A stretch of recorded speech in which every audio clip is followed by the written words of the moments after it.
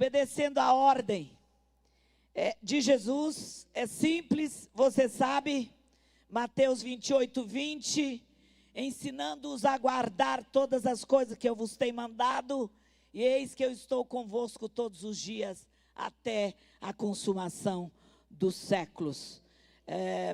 Todos nós que estamos aqui, somos chamados para obedecer o ID de Jesus. Deus não nos chamou para sentarmos confortavelmente no ar-condicionado e ficarmos esperando só receber. Mas Deus nos chamou para trazermos outras pessoas através da nossa vida. A primeira coisa é qual resposta que eu preciso dar a esse chamado.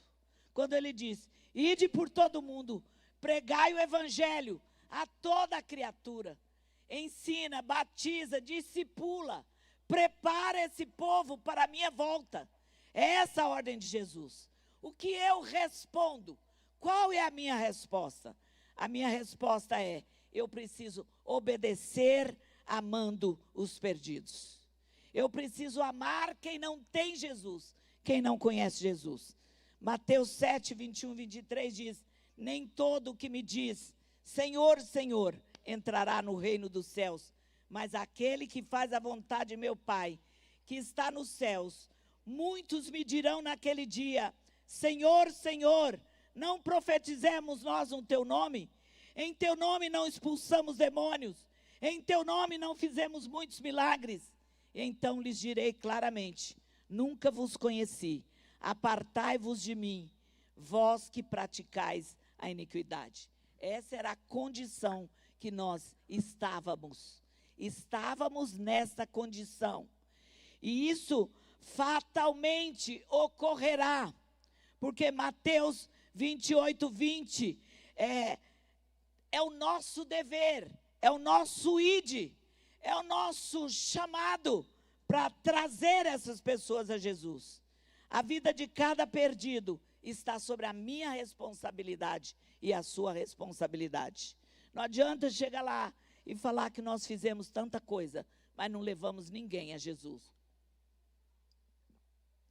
Muitos dirão naqueles dias, Senhor, eu fiz tanto. Mas o Senhor vai dizer, eu não te conheci. Então Paulo gritava e Jesus ensinou, olha, e andando ao longo do mar da Galileia, viu dois irmãos, Simão chamado Pedro, seu irmão André, os quais lançavam a rede ao mar, porque eram pescadores. E disse-lhe, vinde após mim, e eu vos farei pescadores de homens. E eles, pois, deixando imediatamente a rede, o seguiram. E passando mais adiante, viu outros dois irmãos, Tiago, filho de Zebedeu, e seu irmão João, no barco com seu pai, consertando as redes. E os chamou, e estes, deixando imediatamente o barco e o seu pai, seguiram-no. E percorria Jesus toda a Galileia, ensinando nas sinagogas, pregando o evangelho do reino, curando todas as doenças, todas as enfermidades que havia entre o povo. Nós temos uma ordem a cumprir, pregar com amor, colocar no lugar deles, estar ajudando aqueles que precisam da nossa ajuda. E quando a igreja entra numa grande campanha evangelizadora, quando essa que vamos começar essa semana, eu disse de manhã que o mundo invisível começa a entrar e querer tirar a nossa paz, e querer trazer dificuldade, e querer amarrar você na sua casa, e fazer com que você desista, que você abandone, que você não tenha forças. O mundo espiritual luta para isso, porque em tempos de colheita, em tempos de evangelização, nós precisamos ser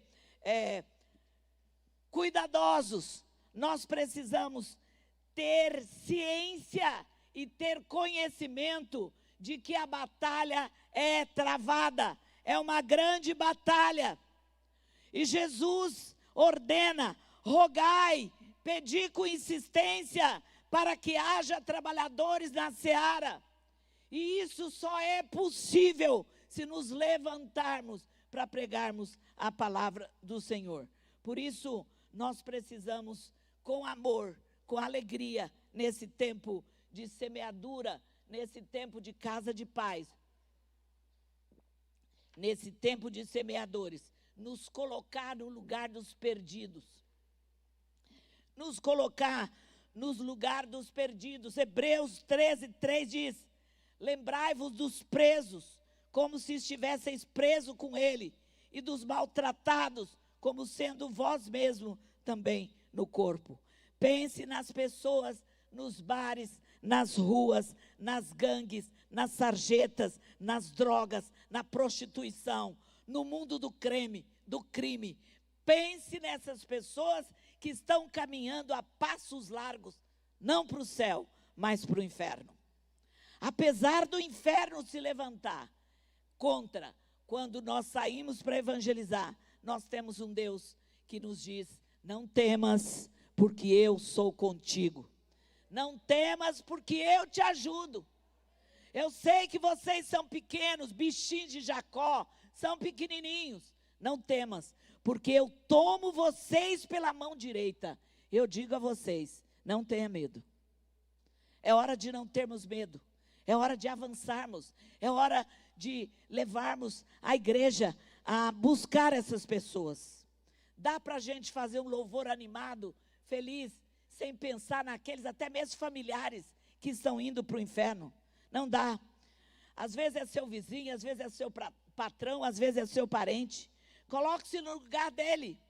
Aí você trabalha aqui na igreja, faz parte de muita coisa.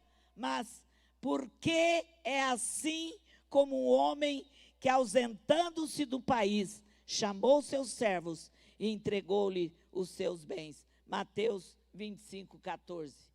Então, destacar a vida do samaritano, a parábola do samaritano também, que mostra para nós lá em Lucas 10:30-37. Eu não vou ler o texto, você conhece. Aquele homem que sofreu, estava caído, machucado, e que passou todo mundo e não deu atenção. Passaram os sacerdotes, levita, mas um samaritano passou para lá e ajudou. Aquele que estava precisando, aquele samaritano caído, desprezado, que ninguém mantinha aquele homem como agregado deles. Mas alguém se prontificou para ajudar aquele que estava precisando. Nós precisamos proclamar com entusiasmo. Nós precisamos crer que em tempo de colheita acontece milagre na igreja. Deus começa a fazer milagre entre nós. As pessoas querem ver o milagre. As pessoas querem ver sua vida como o próprio milagre. E nós precisamos mostrar para eles que o Senhor pode agir. A cidade, essa seara toda, pertence a Deus. E se Deus fez um milagre na sua vida, você precisa ensiná-los de que o mesmo milagre que você recebeu, outra pessoa também pode receber. Isso é necessário para nós, porque a igreja nesse tempo precisa ter essa característica de que o sobrenatural é necessário. É necessário que aconteça o sobrenatural de Deus, que pessoas sejam curadas, que cânceres sejam curados, que dores sejam sanadas, que angústias sejam cessadas, que desespero, que ansiedade, que medo, tudo isso seja dissipado, porque o evangelho da paz é capaz de fazer isso na sua vida, na minha vida e na vida daqueles que não conhecem Jesus. Por isso o Senhor te chama, o Senhor me chama para andarmos e para levarmos o evangelho às pessoas. Nós precisamos acolher as pessoas com afetividade. Nós precisamos amá-la. Por quê? Porque o Senhor nos deu autoridade em Lucas 10:19. Eis que vos dei autoridade para pisar serpentes, escorpiões e sobre todo o poder do inimigo, e nada vos fará dano algum. Porque o poder de Deus estará sobre a sua vida. Quando o poder de Deus, o Espírito Santo, é derramado sobre a nossa vida, nós podemos falar com o enfermo, nós podemos evangelizar, nós podemos buscar, nós podemos amar, nós podemos ajudar, porque esse é o nosso dever como cristão. Uma outra coisa que nós precisamos, que não há nenhuma pessoa, não existe um só pecador que não venha a ser salvo, se crer que o poder de Deus é mais suficiente para transformá-lo, seja qual for a situação. O poder de Deus é suficiente para transformar, como transformou a minha vida e a sua vida. Quantos irmãos, se eu pudesse falar aqui, quantos irmãos tiveram a vida totalmente transformada pelo poder do Evangelho? Pode mostrar para mim? Quantos? Todos nós tivemos. Alguém falou para você, alguém foi na sua casa, alguém te discipulou, alguém te convidou para o culto, alguém cuidou de você. E nós precisamos reconhecer que se nós fomos ajudados, fomos amados, fomos cuidados, é dever nosso também ajudar. Tudo a ser feito é ter um coração receptivo à mensagem do reino de Deus. Ter um coração aberto para crer. Se eu não creio, eu não posso ensinar. Se eu não creio, eu não posso evangelizar. Se eu não creio, eu não vou poder mostrar os sinais e maravilhas que o Senhor quer fazer no nosso meio. Quantas pessoas, contei hoje de manhã, que pastores em muitas partes do mundo, no continente africano, muitos pastores estão sendo mortos. Na Nigéria, estão sendo casas queimadas, filhos mortos, famílias inteiras sendo mortas por causa do Evangelho de Jesus. Quantas pessoas estão dando a sua vida pela pregação do Evangelho? Nós temos toda a liberdade, e às vezes nós temos dificuldade até de abrir a nossa casa para ajudar alguém que precisa ouvir do Evangelho. A igreja, nesse tempo, precisa estar pronta para pagar um preço. Tem um preço a ser pago, que é o preço da oração e do jejum. É o preço do testemunho. Eu preciso testemunhar, eu preciso mostrar com a minha vida que quem é Jesus na minha vida. Porque toda colheita exige um esforço grande. Toda colheita vai exigir que todos nós, trabalhadores, trabalhemos e dediquemos o nosso tempo a levar essa palavra renovadora, reveladora, salvadora, curadora, àqueles que persistem, continuam andando sem Jesus. Porque a palavra diz que Satanás anda ao derredor, procurando aqueles que ele possa tragar. Aqueles que não querem, aqueles que já ouviram e hoje não querem mais. Aqueles que ouvem todo domingo e entra no ouvido, sai no outro ouvido. E é o diabo trabalhando na mente. É a mente agora. Agora ele quer tornar cativa a nossa mente a ele. Então, nós precisamos resistir ao inimigo. Resistir ao inimigo e ele vai fugir de nós. O Evangelho é transformador. O Evangelho é renovador. E o Evangelho faz com que você também seja uma pessoa abençoada por Deus. Deus quer te abençoar. Deus quer te prosperar. Senão ele não diria, Jeová, eu sou Jeová Jirê, o Deus da provisão. Diria? Eu sou Jeová Jirê, o Deus da provisão. Esse Deus provê.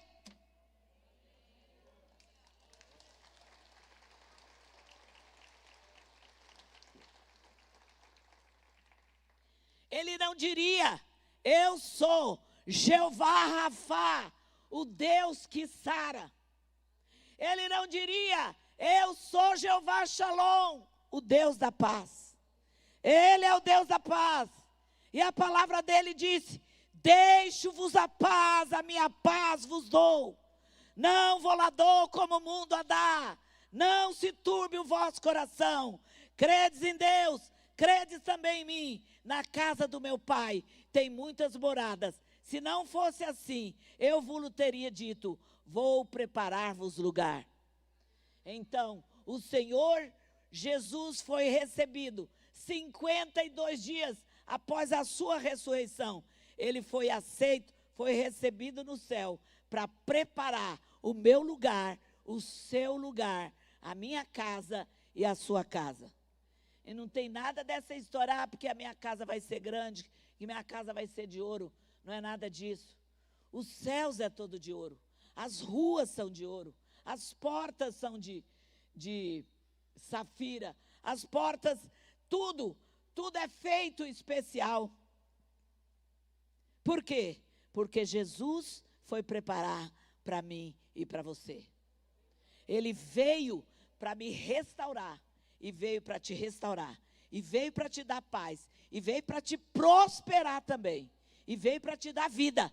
E veio para te dar vida em abundância. Amém? Então você não é qualquer um, você é filho. Você deixou de ser criatura e tornou-se filho. E como filho, somos herdeiros e co-herdeiros com Cristo Jesus. É necessário estar pronto para pagar o preço do clamor. O clamor dos perdidos. Romanos 9, 1 e 2. Digo a verdade em Cristo, não minto, dando testemunho comigo a minha consciência no Espírito Santo, que tenho grande tristeza e incessante dor no meu coração por aqueles que estão perdidos, por aqueles que precisam de Deus. É necessário ter a característica de ser vigilante. Vigiai e orai, para que não entreis em tentação. Satanás não ataca a igreja acomodada, que fica sentada aí e parece que está morrendo. Satanás não ataca essa igreja, mas Satanás ataca a igreja que se levanta para acolher, que se levanta com seus esforços para barrar a ação do diabo. Satanás ataca aqueles que ficam despercebidos, achando que tudo é normal. O que tem? Todo mundo faz. Então, se perseguiram a Jesus, não vão perseguir a nós? Se perseguiram a Jesus, nós também somos perseguidos. Se falaram de Jesus, falarão de nós também.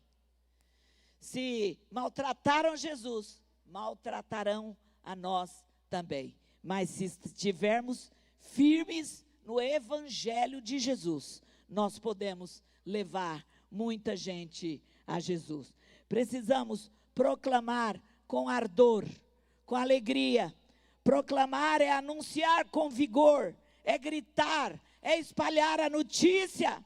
É espalhar a notícia. Vamos proclamar isso. Vamos pregar a verdade em Cristo Jesus. Obedecer, amando os perdidos, colocando-se no lugar deles, dos perdidos, e proclamando com ardor e discipulando. Então, imagine-se no lugar daqueles que estão precisando de Jesus. Eu e você somos convocados, convidados nesse tempo de semeadura da paz. Nesse tempo, como semeadores da paz, somos convocados a nos levantarmos e a evangelizar e a mostrar a realidade do Evangelho de Jesus Cristo na nossa vida. Porque Ele quer salvar, libertar, restaurar e curar a sua vida. Amém? Que haja em nós um ardor grande pelas almas perdidas. Que haja em nós um desejo grande de que pessoas venham para Jesus. Eu coloquei diante de vocês que quando nós entramos numa batalha de pregação, acontece uma batalha, é travada imediatamente no mundo espiritual. Eu preciso reconhecer as características sobrenaturais do Evangelho. E eu preciso estar pronta para pagar o preço que o Senhor nos chamou. Então, nós precisamos começar a nossa colheita. Estamos convocados, convidados a entrarmos nessa batalha. E que o Senhor nos abençoe nesta semana, no início das casas de paz. De pé. Aleluia. Glória a Deus. Nós vamos declarar a grandiosidade de Deus. Quão grande é o nosso Senhor.